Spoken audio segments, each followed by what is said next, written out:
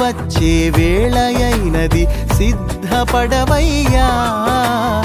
ఆత్మీయమైన యాత్రలో బాటసారివి నీవయ్యా. నీ దుఃఖ దినములను ఆనందముగా మార్చే దేవునితో, రాత్రి లేని లోకములో నిత్యము యేసుని వెలుగులో.